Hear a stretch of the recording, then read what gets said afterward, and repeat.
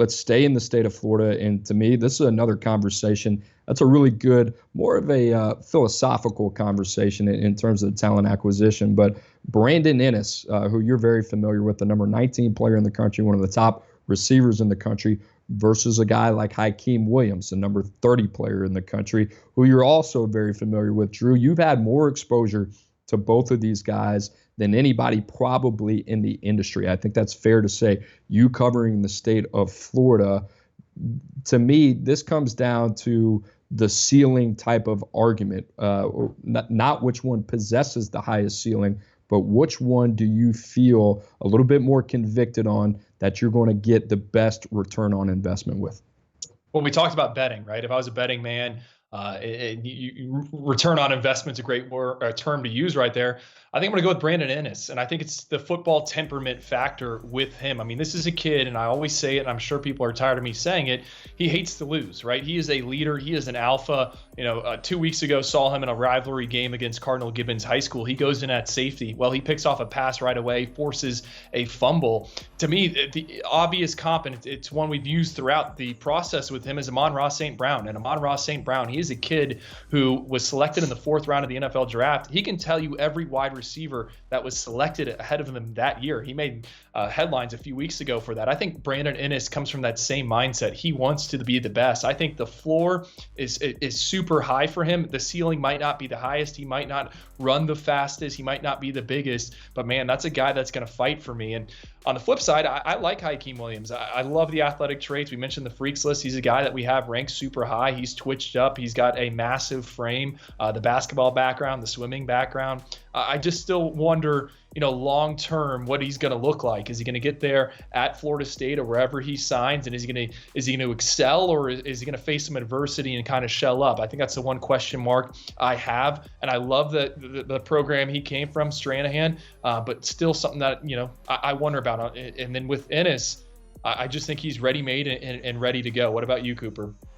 I'm not going to argue on Brandon Inniss, because this is a guy, Drew, you said it, he hates to lose more than he loves to win. And I think this is somebody, Brandon Inniss, and Amon-Ra St. Brown has been the name that we've brought up consistently throughout the process in terms of the comp with Brandon Inniss. And Amon-Ra St. Brown was obviously a very highly touted recruit coming out of Mater Dei in California, went to USC under Clay Helton. I don't think was in the best situation to succeed. His draft stock kind of plummets because of that. He ends up getting drafted in the 4th round. And that's arguably a guy that you could say was more of a top 40 type of talent. And Brandon Inniss, I kind of feel that same way. I feel like 19 is the highest best case scenario for a player like Brandon Inniss to be drafted in the NFL, where I think a guy like Hykeem Williams, or yes, he's not as polished of a product. I mean, you look at the frame, a guy there is 6'3", 200 pounds plus, 3-sport athlete, like you mentioned, touch 22 plus on the GPS, a guy that averaged double-digit rebounds. And you start looking at the multi-sport participation, the production, obviously the speed, the frame, the explosiveness, what he can offer, the catch radius.